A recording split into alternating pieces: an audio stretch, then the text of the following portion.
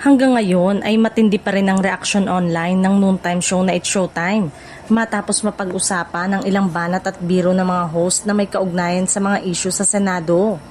Dahil dito, kumalat sa social media ang panawagang i-boycott ang programa ng ilang netizen na hindi umano natuwa sa naging tono ng mga jokes.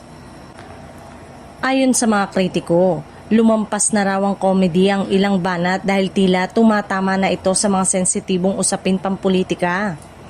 May ilan ding nagsabi na hindi raw angkop na gawing katatawanan ang mga isyong may kinalaman sa gobyerno at sa mga opisyal nito, lalo na sa live television. Sa kabilang banda, marami ring taga-suporta ng programa ang dumepensa sa mga host.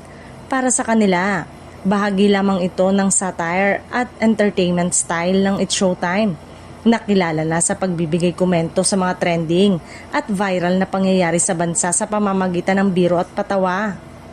Nagtrending din sa social media ang usapin kung saan hati ang opinyon ng publiko.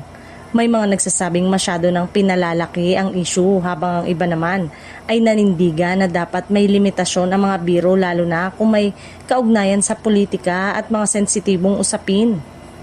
Sa kabila ng kontrobersya, patuloy pa ring umaarangkada ang programa sa kanilang regular na airing at may matibay ring suporta mula sa loyal viewers.